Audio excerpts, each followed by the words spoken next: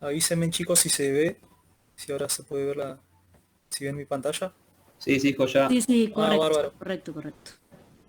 buenísimo. Bueno, en la parte de archivos subí lo que vamos a hacer ahora en la clase 11.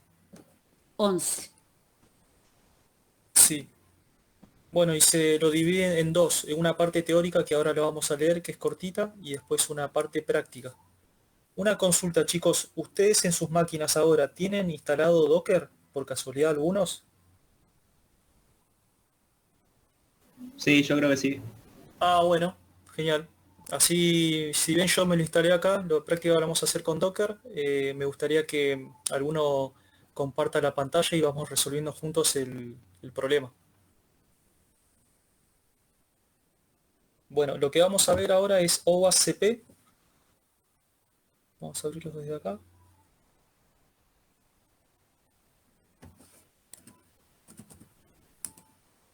Ahí está.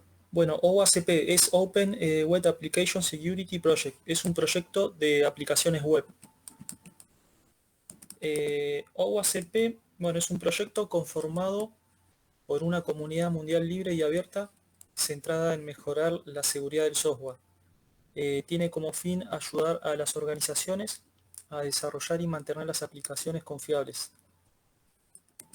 Después, OWASP Top 10 es un documento que resume los 10 problemas de seguridad más críticos. ¿Por qué es importante que ustedes conozcan este proyecto? Porque ustedes como futuros administradores, testing, DevOps, sysadmin, es muy importante que conozcan todo lo relacionado a al desarrollo, o sea, en este caso a los problemas de seguridad más críticos. OWASP lo que hace es, arma cada 2 años aproximadamente un ranking de las 10 vulnerabilidades más encontradas en todas las aplicaciones, o las reportadas, más que nada. Acá en la diapositiva pueden observar, bueno, OWASP Top 10 del 2017. Ya creo que está el del 2020. Y acá tienen un ranking. Por ejemplo, se categoriza por A1, A2 hasta 10. Y acá este ranking van cambiando, ¿no? Obviamente. Ya seguramente en el 2020 el ranking va cambiándose en el top según la posición de la vulnerabilidad más encontrada. Por ejemplo, acá en el 2017 tienen como la vulnerabilidad más conocida es de injection, o sea, SQL injection. Después como segundo lugar tienen broken authentication, sensitive data exposure, después XML, broken access control, seguridad de configuración, XSS, deserialización de insegura y demás. Después también uno tenemos de login y monitoreo. Ah, y acá puse el link para que podamos entrar al proyecto, al top 10. Si lo vemos acá.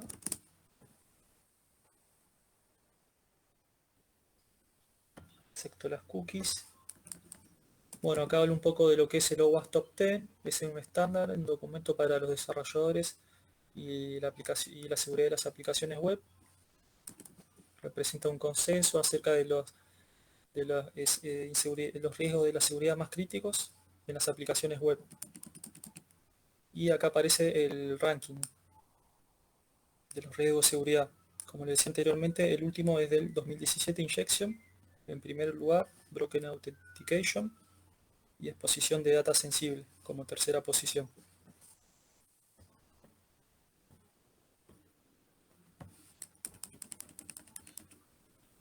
Bueno, acá el de fallas de inyección, o sea, el que está en el puesto número 1.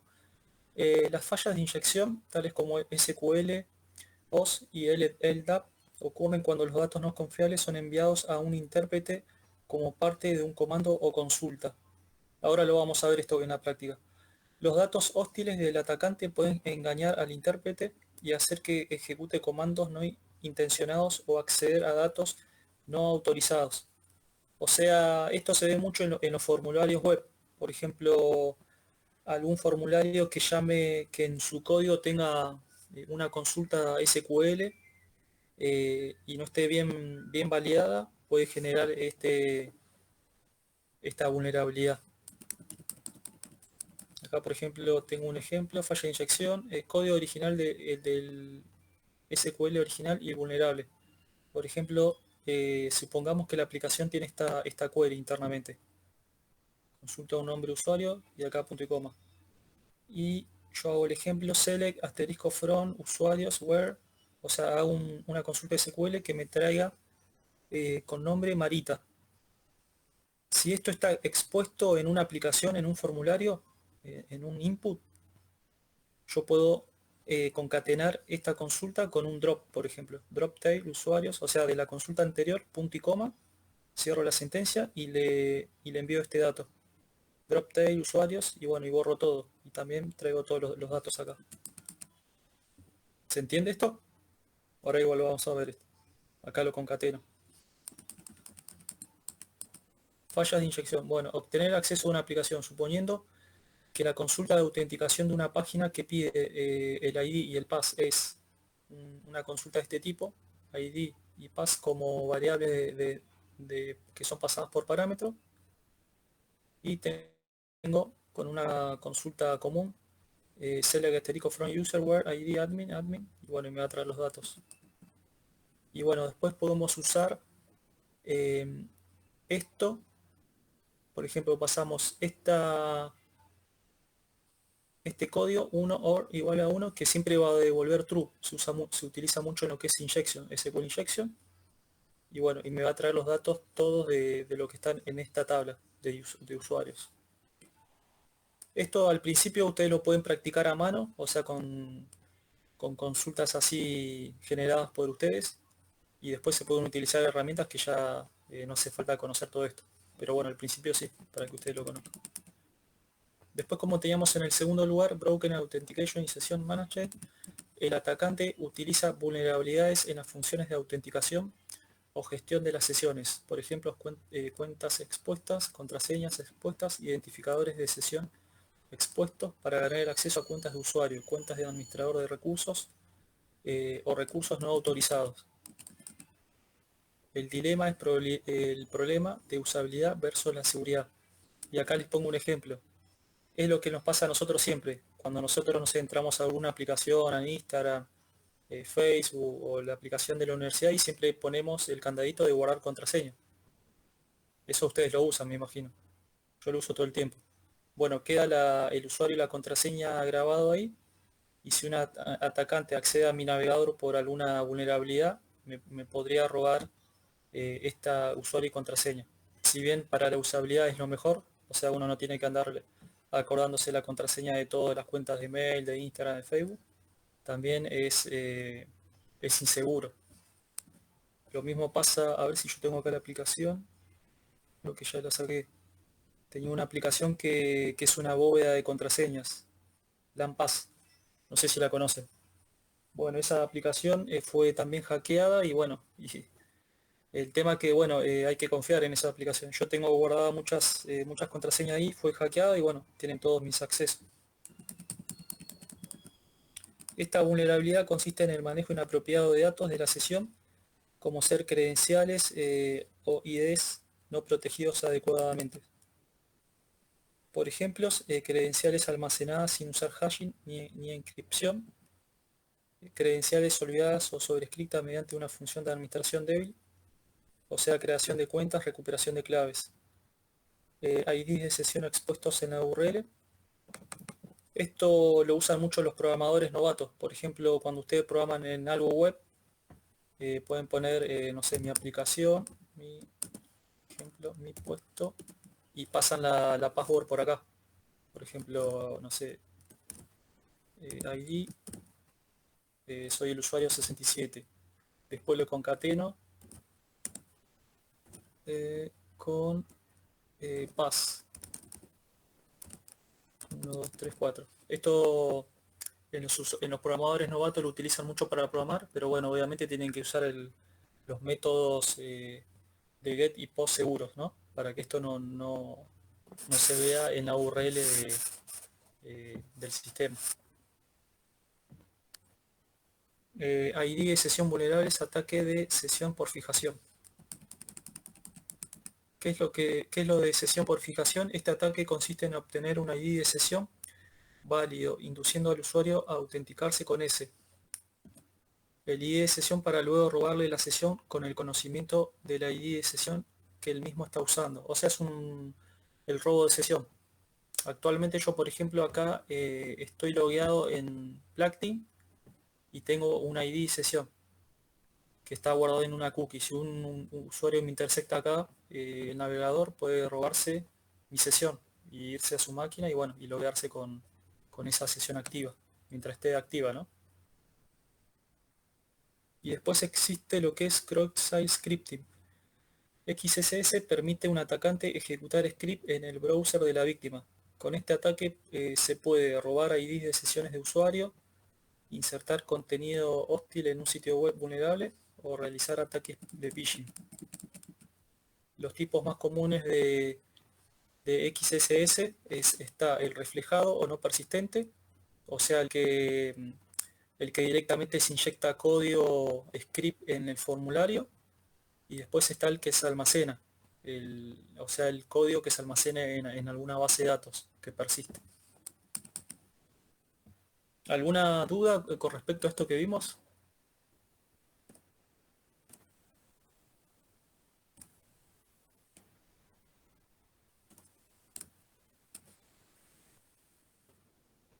Bárbaro.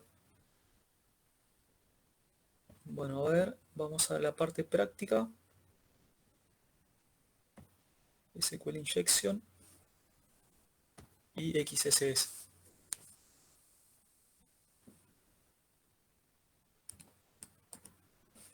Bueno, como decíamos, SQL Injection es una vulnerabilidad que permite a un atacante realizar consultas a una base de datos.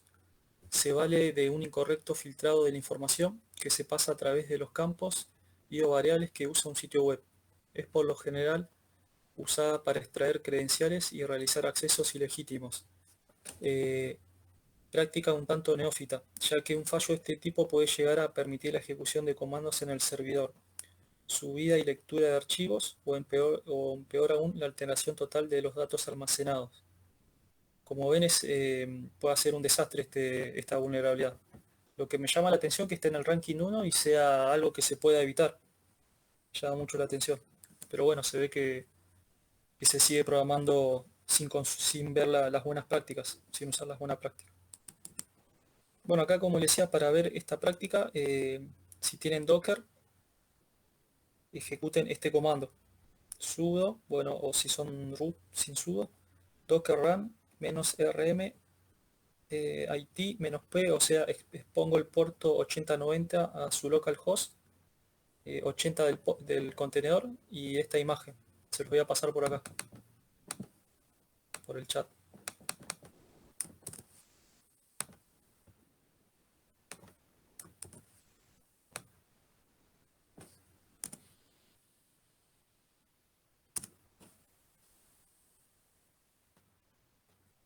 Acá en una arquitectura, Esteban consultó, en una arquitectura de cliente-servidor, el hash, las password de qué lado va, o ahí ya va hashado en el pass. Va, o sea, la parte la parte del lenguaje de programación obviamente lo hasheás con tu código y después viaja llega al navegador. Obviamente todo esto, si bien está hasheado, tu aplicación tiene que estar por HTTPS. O sea, si está protegido por un certificado HTTPS, está bien protegido. Siempre, obviamente, capaz que en lo que vos programás en tu local no vas a tener certificados, ¿no? Ahí sí, pero son para pruebas. En producción siempre tiene que tener certificado HTTPS y bueno, y todo eso viajar hasheado.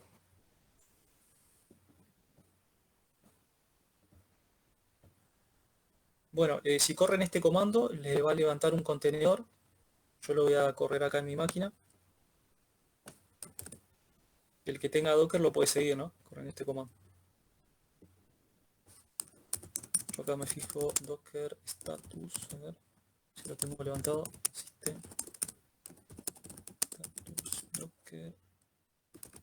lo tengo. Tengo el servicio Docker estopeado. Lo voy a levantar.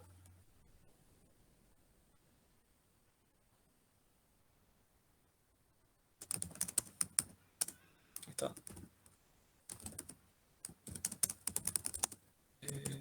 Vamos a Docker PS si tengo algo corriendo, no. Entonces lanzo el comando que les pasé a ustedes.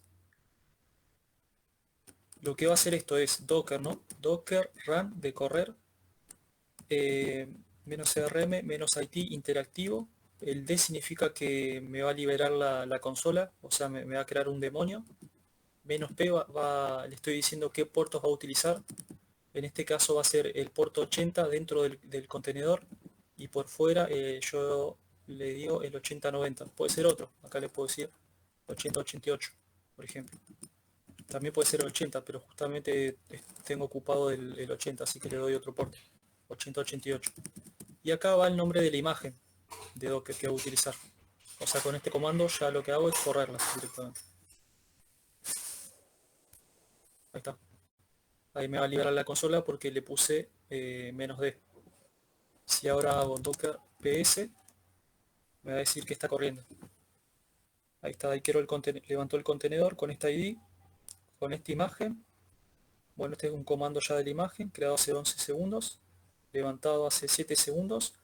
El puerto todo hacia afuera, con el 80 le puse 8080, está bien. Y dentro del contenedor, el 80. Y le pone un sobrenombre aleatorio, un alias aleatorio. Entonces si yo voy a mi máquina, vamos a mi máquina, localhost 8080, ya me levanta la aplicación. Bueno, acá la aplicación, como tenemos acá en la diapo, el usuario es admin y el password es password. Y entra por acá, local 8080. Admin password. Le digo no guardar. Y acá le voy a decir que me crea la base de datos. También se puede restaurar. A ver. Ahí está. Cuando la creo, otra vez me desloguea y vuelvo a entrar. Admin password. Digo no guardar. Bueno, acá, ahí está. Ya estoy logueado como admin. Acá le puedo cambiar el nivel de seguridad. Por default lo dejan low. Y bueno, tienen 4 niveles. Low, medium, alto e imposible. Vamos a trabajar con low para que sea más fácil. Le damos a enviar. Vamos acá a seguir la práctica.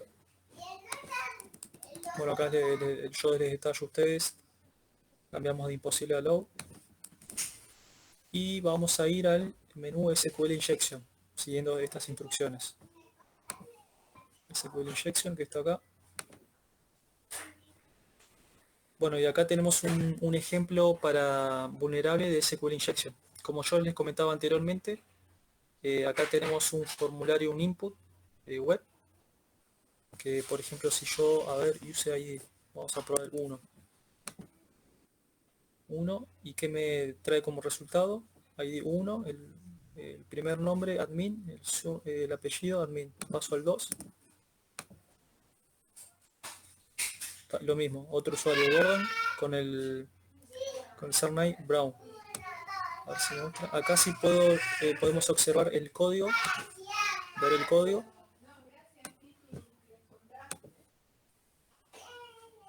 Van a ver todo esto código en PHP.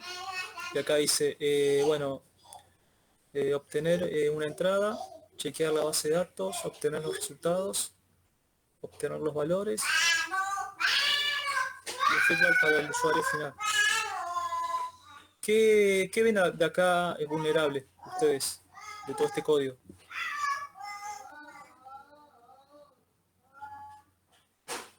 Léanlo y díganme qué ven de vulnerable acá, que pueden observar.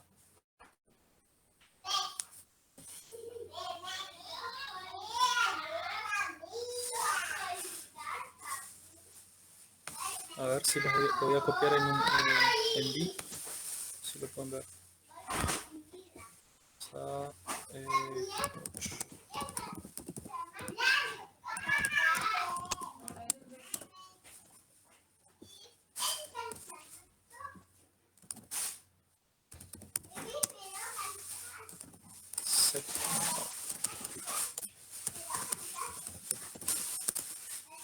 Díganme ustedes dónde encuentran algún error de programación, en qué línea. Ahí Emanuel te dice que no se valida que el ID sea un número, por ejemplo. A ver. Ah, ahí está. Gracias, Marita. No se valida que el ID sea un número. A ver. Vamos a ver.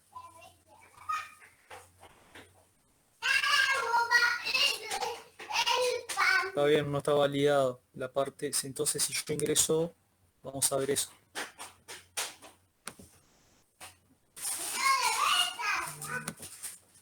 Acá. Si yo ingreso, por ejemplo, A mayúscula. No devuelve nada. A ver si está validado eso en el código. No.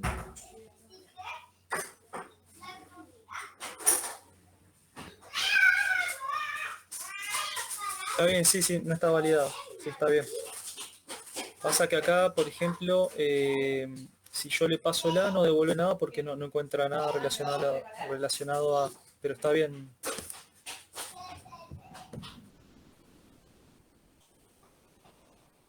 A ver, vamos a ver eso. La query en la línea... Acá en la 8, ¿no?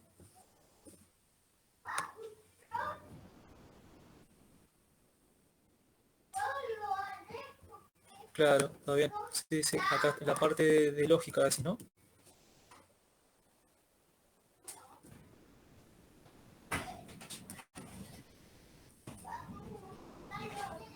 Claro, tal cual. Sí, se puede hacer... claro, el error está acá, en esta variable acá. Yo a partir de este input, de acá de la query, puedo añadir otros parámetros más. Por ejemplo, drop database o ese que vimos con el usuario true false. Pero el error acá de la programación está en esto. ¿Cómo lo resolverían ustedes, por ejemplo? ¿Qué se les ocurre? Ahí Dylan te agrega que tiene que ver con sanitizar esa variable. Tiene que ver con sanitizar esa variable. Ah, perfecto, Adrián. ¿Y cómo sería eso? Yo no conozco lo que es sanitizar.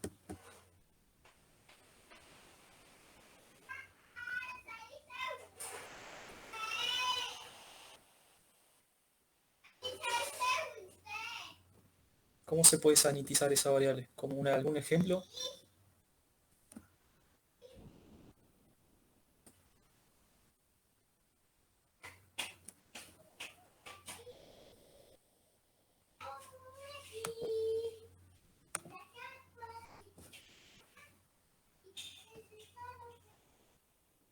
Bueno, está bien. No, lo que dijeron está bien, entonces. Se tendrá que mejorar esta query, que yo la veo para mí que está mal acá. Debería haber alguna otra forma de consultar la query. Se me ocurre en este momento, no sé si vieron ustedes procedimientos almacenados, que por ejemplo la query no esté acá, sino guardado en un procedimiento almacenado, ya sea, por ejemplo, ¿no? En Oracle, en MariaDB, MySQL. O sea que ya esta query ya está almacenada y o sea, solamente el DBA puede ingresar ahí. Y directamente, en vez de ejecutar esto acá, directamente llama al procedimiento almacenado. O sea, sería, a ver, un ejemplo así.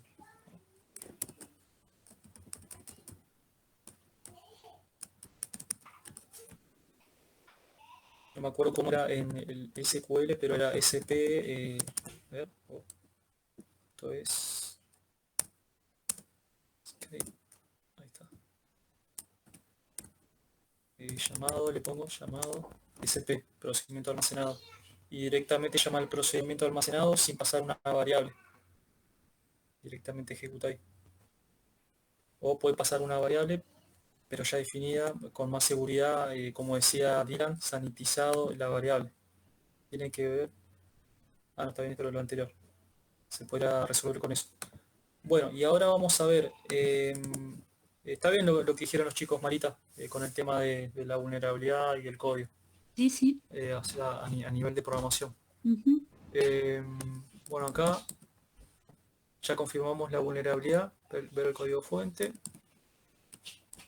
Y vamos a probar para ver si un formulario tiene esta vulnerabilidad de SQL Injection. Acá yo ingresé 4 ejemplos. 1, 3 y Josefina y esto. Vamos a probarlo. 1, no da SQL Injection pobre. Después Josefina. Tampoco, no devuelve nada. Marita, por ejemplo. Después habíamos puesto 3, esto. Bueno, y acá, cuando le puse este símbolo de la comilla simple, ahí dio un error de SQL. O sea, dice, tú tienes un error de sintaxis. Chequea el manual, su manual correspondiente de MariaDB Server de la versión, viendo la sintaxis cerca del 3, en la línea 1. Bueno, ahí ya con eso ya salta que tiene una vulnerabilidad de SQL Injection. Bueno, ahora cómo explotar la vulnerabilidad. Acá yo les pongo un ejemplo a ustedes. Manipular la consulta SQL para listar todos los usuarios. Por ejemplo, esta sentencia vamos a usar. Acá yo hago el comentario, este código siempre dará como resultado true. Y observemos la lógica, obviamente, ¿no? 1 o 1 igual a 1. Siempre va a devolver true. Si lo ejecutamos, vamos a volver atrás.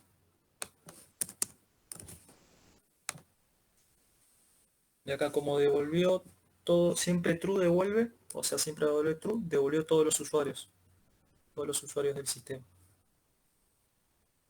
El 1, bueno, Gordon Brown, Hackme, Pablo Picasso y Bot Smith.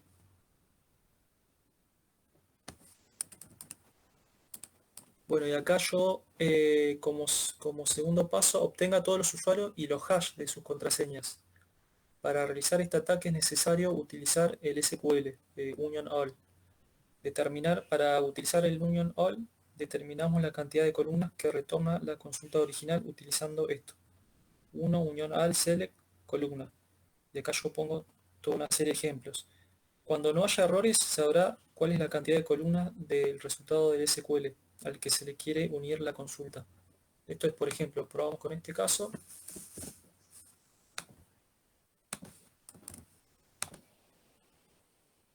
Acá, bueno, da un error. Vamos a ir armando. 2.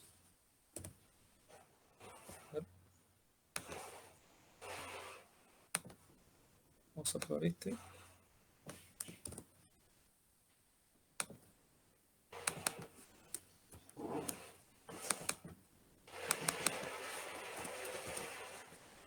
Dos. Enviar.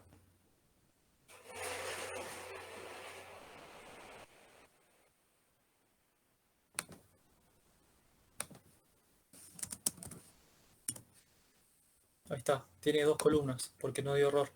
Trajo esto. Para saber cuántas columnas tiene el unional. Y acá yo les puse a ustedes, cuando no haya errores sabrá cuál es la cantidad de columnas del resultado de SQL al que se le quiera unir otra consulta. Y les pregunto, ¿cuántas columnas tenía? 2. Yo acá les puse ejemplo que prueben con una columna, da error. Con 2 columnas no da error. Si prueban con 3 columnas da un error. Y acá yo les hago una pregunta, una nota. Si la tabla DBWA, que es de este sistema que estamos usando acá, que es el vulnerable, .user, pertenece a una tabla de login de usuarios, deduzca cuál es la columna o campo que está con el símbolo de pregunta. ¿Cuál es? Tenemos union all select user, coma, el símbolo de pregunta from db.dbwa punto user where y siempre que valida a true. ¿Cuál es el valor?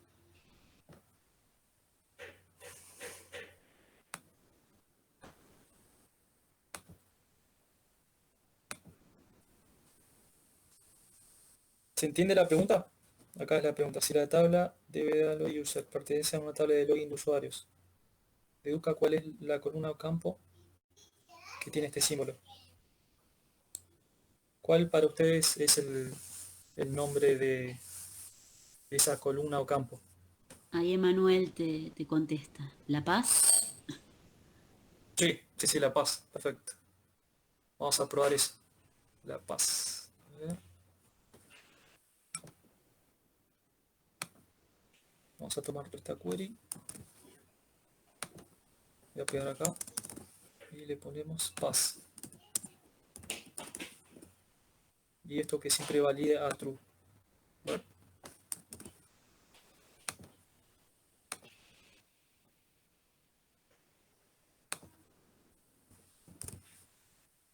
enviar. Dice columna desconocida, Paz. El campo de la lista de campos. No, vamos a probar. Yo probaría con password.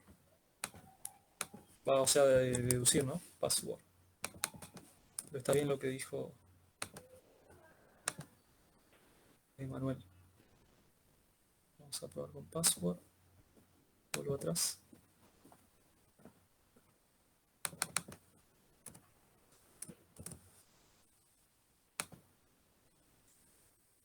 Password. Bueno, y ahí por lógica, bueno, trajimos user y por lógica que lo sacamos password y nos trae todos los usuarios con el hash.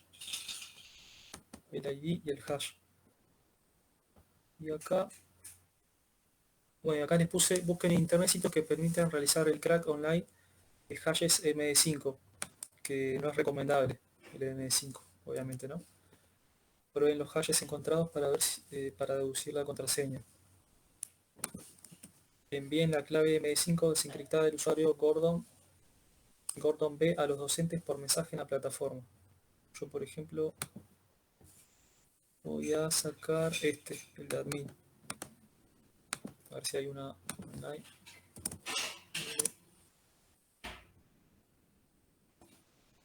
Obviamente hay herramientas, ¿no? Pero vamos a buscar una online. Acá ya había buscado. Por ejemplo, el primero que aparece.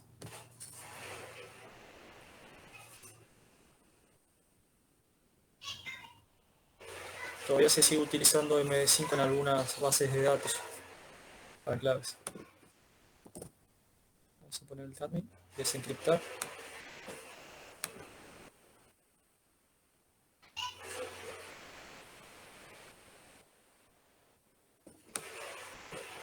Está cargando.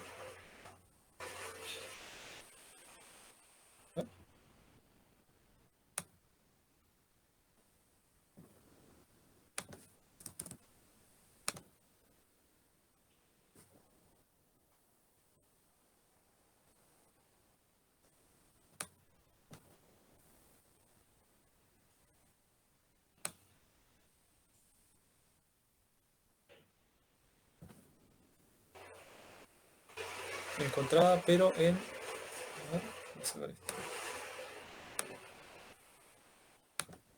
Dice encontrada, pero en la lista negra de palabras. Vamos a buscar otra vez. La de Gordon que dijimos.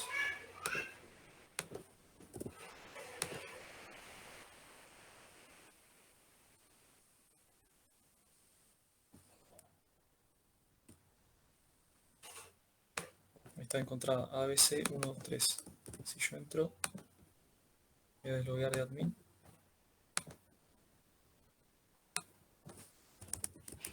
Cordón B y la clave. Ahí me logué con el usuario Cordón B. Porque justamente su contraseña, su password está en MD5, que es fácil de descifrar.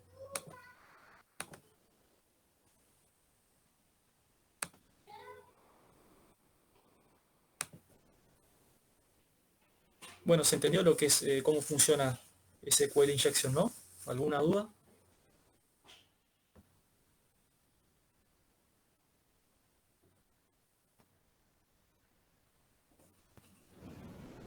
Ah, bárbaro, genial. Bueno, ahora vamos a pasar al último punto, que es XSS reflejado. Los ataques de XSS no persistentes o XSS no reflejado no almacenan el código malicioso en el servidor, sino que lo pasan y presentan directamente a la víctima. Es el método más popular de ataque XSS. El ataque se lanza desde una fuente externa mediante un email o un sitio de terceros. Bueno, y acá yo les paso a ustedes los puntos que hay que hacer. Loguearse al sistema con admin password. Y una vez ingresado también elegimos el nivel de seguridad low, bajo. Y luego vamos al menú XSS reflejado. Y vamos a vulnerar el formulario y conseguir mediante código malicioso el hostname del equipo donde se encuentra la aplicación. Vamos. Admin password. Guardar. XSS reflejado. Bueno, parece el nombre parece que es difícil, ¿no? Cross-site scripting, XSS reflejado.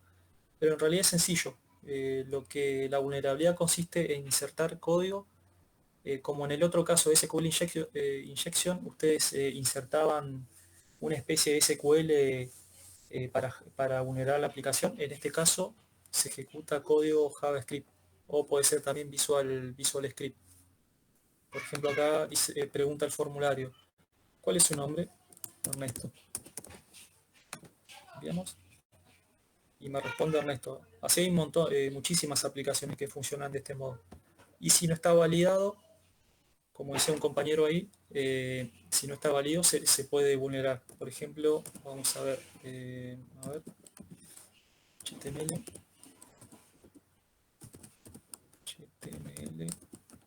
voy a probar.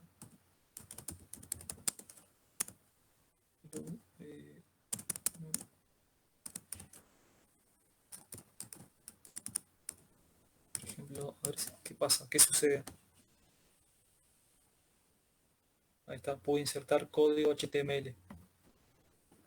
Si puedo insertar código HTML, entonces puedo insertar cualquier cosa. HTML. Antes usaba Marque, que no se usa más. Es antiguo. A ver, sigue funcionando.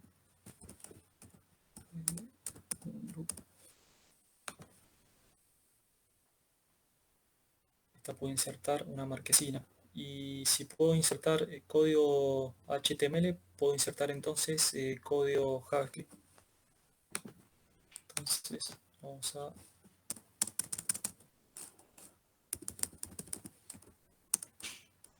JavaScript.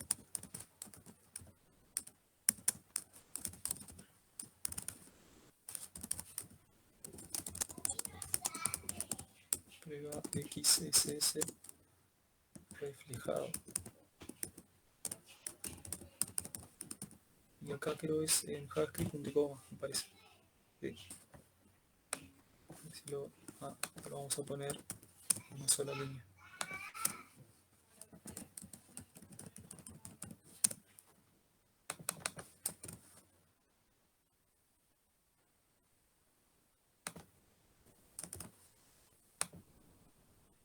Ejecuto y no salió nada. Vamos a ver por qué. A ver en qué me equivoqué. Script alert. Me faltó la T. Ahí está.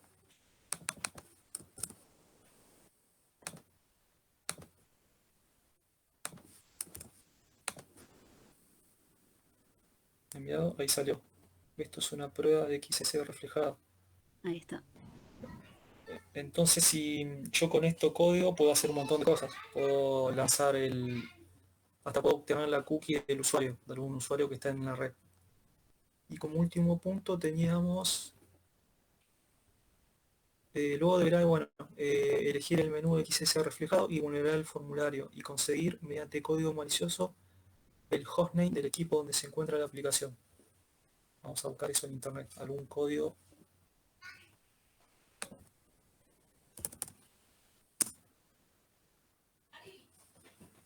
Lo cerramos.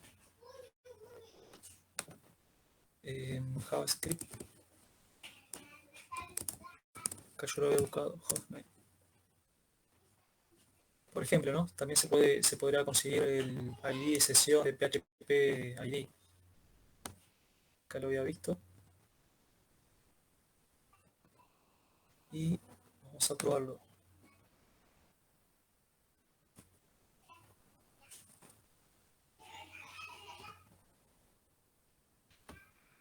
Sí, bueno, acá obtiene el hostname del sitio. Vamos a probar todo este código insertado acá en el formulario.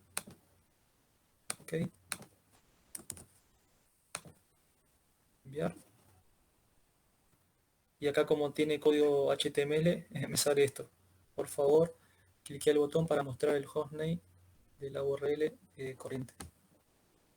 Localhost.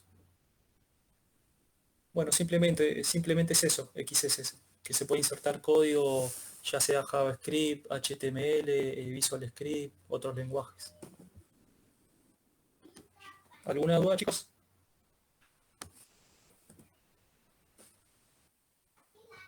Eso sería todo. Perfecto. No sé si no hay dudas. Si no, yo sí quiero agregarles algo más en cuanto al práctico, ¿sí? Porque no sé si todos lo leyeron. De todas formas, bueno, a ver, más allá de la práctica extra que hicimos, más allá de que les dijimos que nos pueden consultar dudas en el transcurso de la semana, y más allá de que si se requiere un Meet, como es la última clase, podemos generar con consultas para el parcial el viernes, totalmente opcional, ¿sí? Si alguien lo requiere. Quiero hacer hincapié en lo que se pide en el práctico, en el único práctico que tienen de esta unidad, esta última unidad, en la que se les pide determinar a qué principios de diseño se refieren las siguientes afirmaciones. Tienen un montón de afirmaciones en cuanto a el desarrollo seguro de software, y bueno, y hay distintos principios de diseño que se van a ir violando. Ahora vamos a repasar un poquito, por si acaso no los recuerdan, ¿sí? Luego se les dan distintos problemas en un ítem 2 del práctico, y lo que se les pide es que en las distintas etapas de desarrollo de software indiquen a qué etapa metodológica corresponde cada problema que se describe, ¿sí? Tendrán que analizar el problema y determinar a qué etapa metodológica se refiere y describir brevemente una solución, ¿sí? Y por último, justificar y ejemplificar por qué la gente codifica mal. Yo siempre, cuando hago este tipo de pregunta, resumen, si se quiere, me acuerdo siempre de Walter, Walter Panesi, sí, que empezaba las clases de Sistemas 2 diciendo, donde se ve análisis y diseño de sistemas orientados a objetos, lo han visto seguramente con Walter, salvo que haya alguno de Chivilcoy que no recuerdo que lo haya visto conmigo, en donde empezamos así para diseñar con determinadas características, ¿sí? Entonces, toda esta unidad, cuando la lean, cuando la analicen, se las tratamos de reducir lo mínimo posible, porque solo nos queda una clase y no otra para consultar y demás. Tiene que ver con todo el proceso de desarrollo seguro, pero no en las últimas etapas, no en las vulnerabilidades que puedan ocurrir, sino en todas las etapas metodológicas, desde el diseño, desde qué tener en cuenta en el diseño, qué tener en cuenta en la implementación, qué tener en cuenta en el testing, las operaciones, el mantenimiento, en las validaciones de entrada de usuario, en las validaciones de salida, ¿sí? Van a encontrar cómo principios en cuanto a la separación de funciones, tanto física como lógica de los ambientes. Me refiero a el ambiente de diseño y programación, al ambiente de testing y al ambiente de producción, ¿sí? Desde que se deben controlar las versiones, desde cómo sería un ciclo de desarrollo de software medianamente seguro desde su arquitectura, como les dije, diseño, desde la implementación, desde las operaciones, qué medidas, qué controles tener en cuenta. cómo se logra una arquitectura de seguridad en todas estas etapas constitutivas de desarrollo de software, qué tendría que tener, si se quiere, un documento de arquitectura. Y luego, como les decía en el TP, se les va a pedir en un ítem, creo que en el primero sí lo que leímos, qué principios de diseño se podrían violar en determinados casos en particular. ¿Recuerdan principios de diseño? Más allá que después por ahí los puedan leer de toda la documentación o la puedan recordar. Recuerdan, ya que esta unidad trata de todos los controles y medidas de seguridad desde las primeras etapas de desarrollo de software, partamos de diseño si se quiere. ¿Se acuerdan principios de diseño? Porque específicamente la primera parte del TP habla de esto. ¿Recuerdan principios de diseño? Cuéntenme. Digo porque tal vez puedan surgir dudas.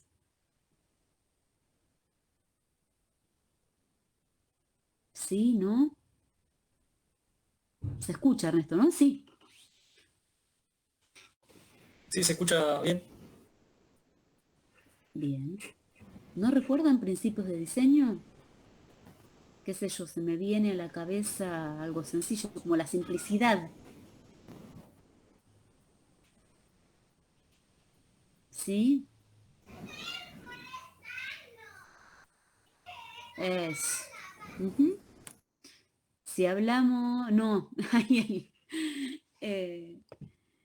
sí. Por ejemplo, simplicidad que les dije. Me lo traduce, sí, sí, te entiendo. ¿A qué se refería? Pueden habilitar micrófono, chicos, si quieren, ¿sí?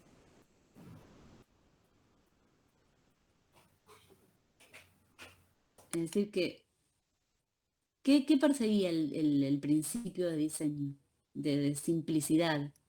¿Mm? Yo los estuve mirando en la tarde, pero es como que algunos los vimos, pero los vimos por ver otros temas, no por ver los principios en sí. Bien, perfecto. Sí, tiene que ver con, bueno, repasemos un poco entonces, porque les va a venir bien para el práctico, ¿sí? Y vayan preguntando si surgen dudas, por supuesto. El principio de diseño de simplicidad tiene que ver básicamente, es decir, cuando no es posible complejidad mínima, ¿sí? Complejidad mínima. Los diseños y los mecanismos tienen que ser fáciles de entender, ¿sí? A ver, ¿qué dice el principio? Como para resumirlo, ¿sí? Que menos cosas, es decir, mayor simplicidad en realizar las cosas, ¿sí? ¿Mm? Y que los diseños y los mecanismos tienen que ser fáciles de entender. ¿Eh? En cuanto a restricciones, bueno, tienen que minimizar accesos, solo lo que es necesario, tienen que minimizar las comunicaciones, solo cuando sea necesario, ¿sí? Simplicidad, como la palabra lo dice.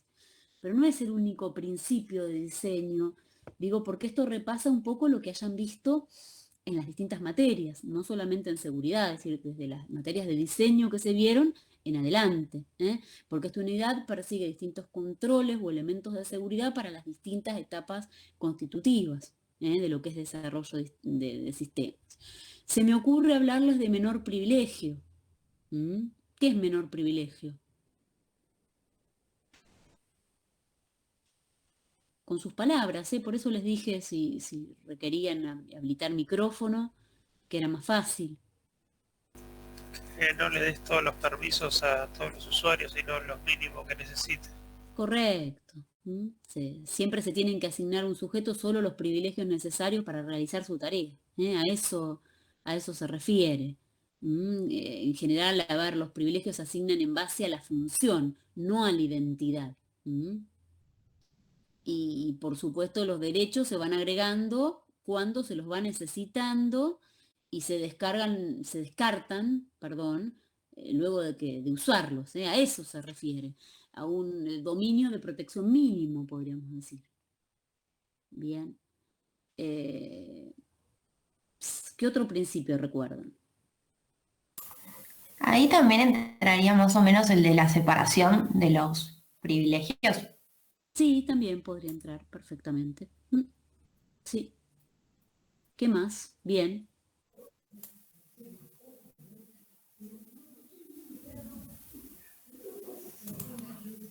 ¿Recuerdan lo que es de fue la prueba de fallo? Vino bien el repaso entonces. Menos mal que se me ocurrió, porque bueno, esto va hacia atrás en la carrera, digamos, en las primeras asignaturas de diseño. ¿Recuerdan lo que era de fue la prueba de fallos?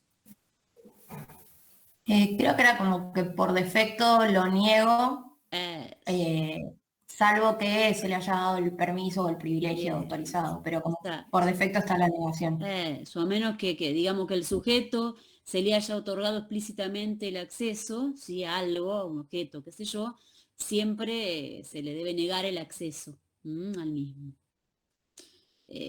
A ver, ¿qué quiero decir con esto? Que la acción por defecto es negar el acceso. Bien, a ver si se me viene, no sé si Ernesto se te viene alguno. Se me viene economía de mecanismo, por ejemplo. ¿A qué se refiere? ¿Te acuerdan? En cuanto a los mecanismos de seguridad, ¿cómo tienen que ser? No se acuerdan mucho, me parece.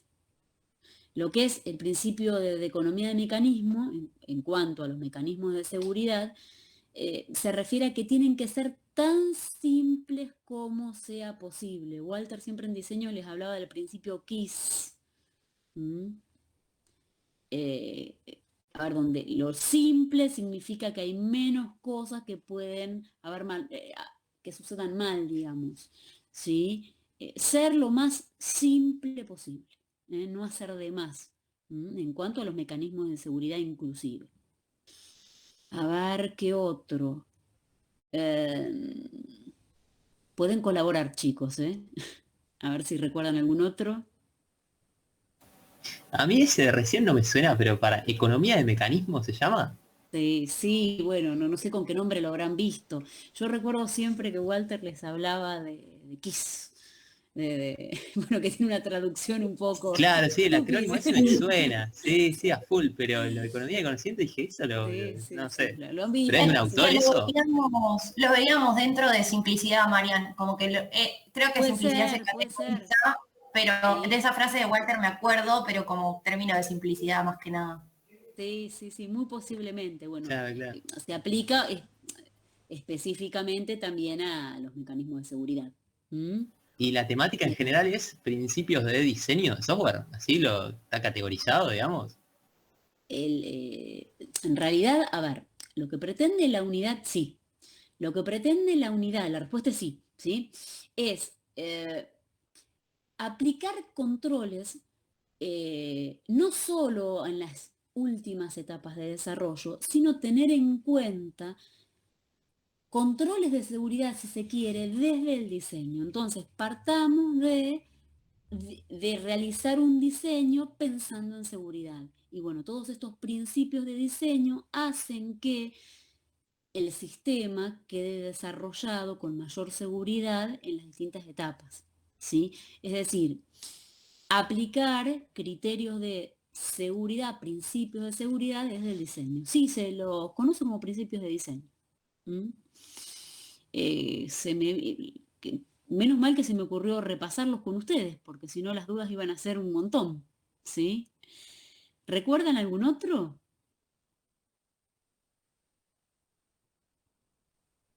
No me acuerdo en el práctico qué otra cosa. Sí, desde el diseño, Delfina.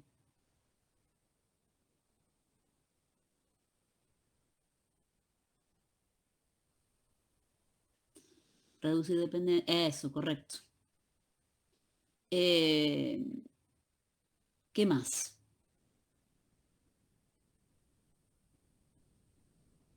Diseño abierto. No, ya te digo, no, pasa que no los vimos. Hay algunos que lo sabemos por el tema de que por ahí Javier en web mencionaba algunos para que hagamos bien la página web, Ok. pero no los vimos Ok. numerados uno. Sí, yo les estoy, a ver, les estoy diciendo algunos los que se me vienen. Bueno, entonces vamos a hacer, no sé, Ernesto, si te parece, generarles otro documento más con al menos principios de diseño, porque una parte de la práctica les habla específicamente sobre qué, con un ejemplo, ¿sí? Qué principios de diseño se estarían violando. Entonces, bueno, si no los tienen claros no van a poder responder. ¿Mm? Puedo Les armamos, generar, les les puedo generar, Marita, sí, un documentito. Perfecto, sí, lo generamos antes del fin de semana, un tope del viernes, cuestión de que puedan tenerlo en cuenta, por supuesto, para el parcial. Hacemos un repaso memoria de todos estos aspectos. Menos mal que se me ocurrió preguntar.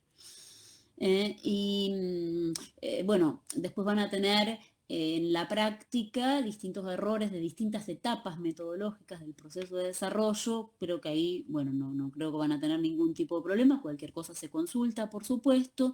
Y la práctica remata en una pregunta muy general que es a modo de conclusión para ustedes, que es la misma pregunta que se hace cuando empiezan a diseñar y se entiende que tienen que, es una pregunta que debiera recorrer todo el aprendizaje que han tenido en las distintas materias, que es por qué la gente codifica mal. A esta altura, y promediando lo que es seguridad de la información, quisiera escuchar de ustedes por qué la gente entendida, ¿no? Codifica mal. ¿Qué factores pueden influir en eso? ¿Sí? Y cómo se podría resolver, o no sé si resolver, trabajar, qué hacer, ¿sí? ¿Qué opinan al respecto?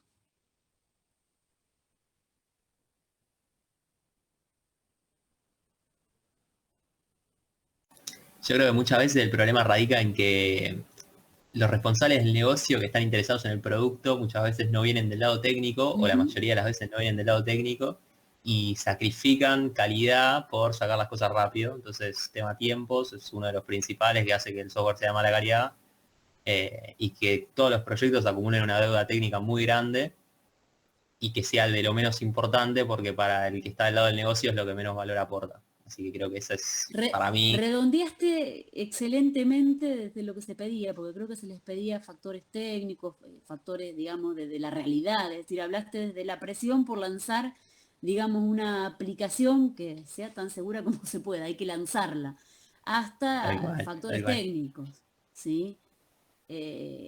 A ver, muchas veces las vulnerabilidades, como se vio, se estuvo viendo, no son el resultado, digamos, de un error de codificación o de diseño en una aplicación, sino que resultan de problemas derivados de toda la interacción, ¿sí? Entre los elementos del sistema, que por sí solos son inseguros. Y si a eso le sumamos la presión por lanzar una aplicación y que dejamos la seguridad de un lado, bueno, todas estas cuestiones.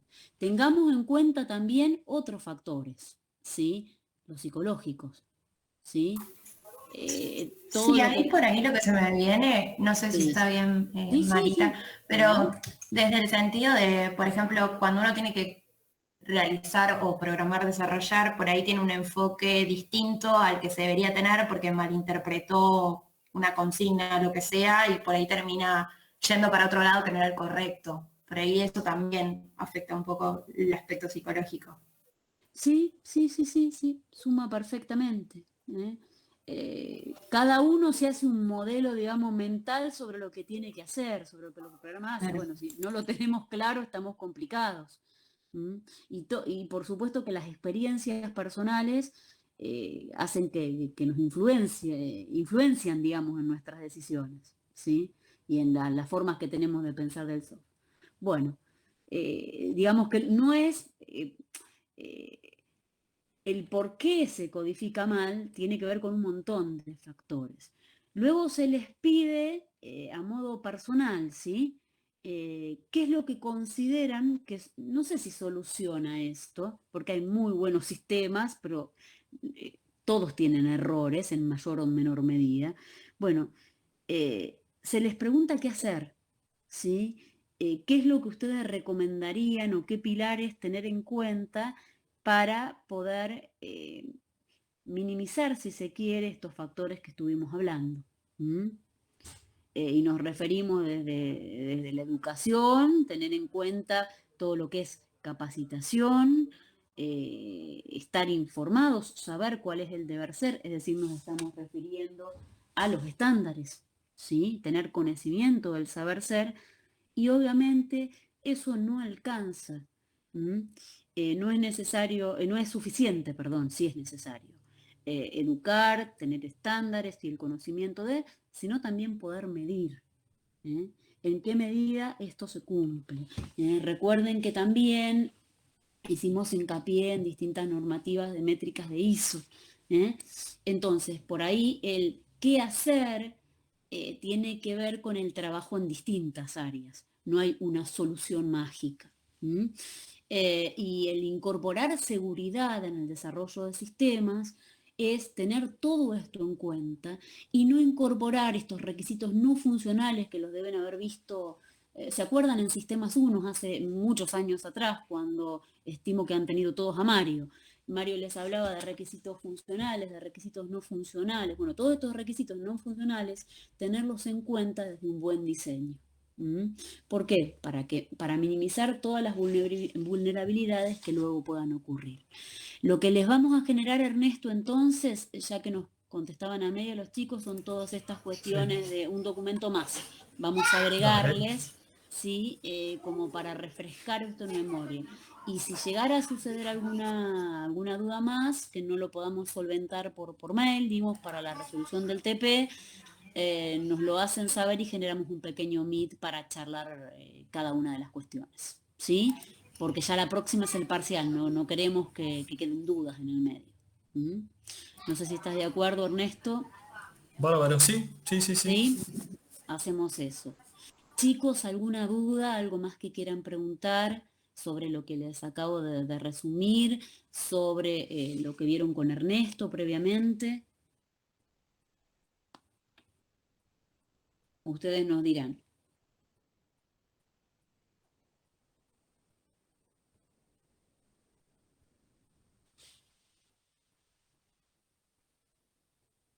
Se escucha, ¿no? Sí, se escucha bien. ¿No hay más dudas que quieran consultar? No, por este lado no. Bueno, entonces nos comprometemos en el recordatorio de al menos principios de diseño, porque si no los recuerdan, los pueden intuir dado el problema, pero bueno, que sea un poco más certero, ¿sí? Y es más, podemos poner algunos ejemplos. No vendría mal eso tampoco. Bueno, fecha de entrega de este TP es recién la semana que viene, el martes. Y creo que no nos olvidamos de nada. De todo lo que teníamos planificado, Ernesto, de decirles, no. Creo que no nos olvidamos de nada. No, los trabajos prácticos para entregar Sí. y después tienen el 7 y nada más. Exacto. Bueno, si no hay más dudas, damos por terminada esta clase sincrónica, con el compromiso entonces de generarles un pequeño documento de principios de diseño, para que recuerden. Y repetimos, si precisan solventar alguna duda previa parcial, más que todo sobre esta unidad, que no todos leyeron, nos lo hacen saber y generamos un pequeño meet, no obligatorio por supuesto. No les digo por Zoom porque hay días planificados por Zoom y por materias, más allá que funcione o no funcione, como en el día de hoy. Pero hacemos un meet, pero a solicitud, ¿sí? Nos lo hacen saber ustedes. ¿Sí? Bueno, nada más. Entonces, los liberamos y bueno, estudien para el examen. Recuerden las unidades que entran, que son todas las que vieron desde el terminado el primer parcial. Bien, nada más entonces. Los liberamos y los despedimos. Hasta el martes próximo o viernes de requerir un meet adicional. Estén atentos. Listo, entonces. Bárbaro. Gracias. Estén atentos. Perfecto. Que el viernes a más tardar tienen ese documento extra. Genial. De Nos una. vemos. Bien. Ahí nos pregunta Esteban. Sí, posiblemente sea algo similar a lo que hicieron en el anterior. Muy personalizado, esto va a ser un poco más personalizado, ¿sí? Con ejercicios particulares para cada uno. ¿Mm? Bien, sí, por supuesto, se conectan a las 19 y con DNI y cámara para saber que son ustedes, aunque ya los conocemos, somos muy poquitos, por una cuestión organizativa. Bien, los esperamos entonces, estamos más que nunca atentos a cualquier duda, porque no tenemos más clases antes del parcial, salvo a solicitud. Buena semana para todos, chicos. Buena semana, chicos. Buena semana, nos vemos. Nos vemos. Chao, hasta luego, Saludos. gracias. Chao, hasta luego. Ernesto ahora nos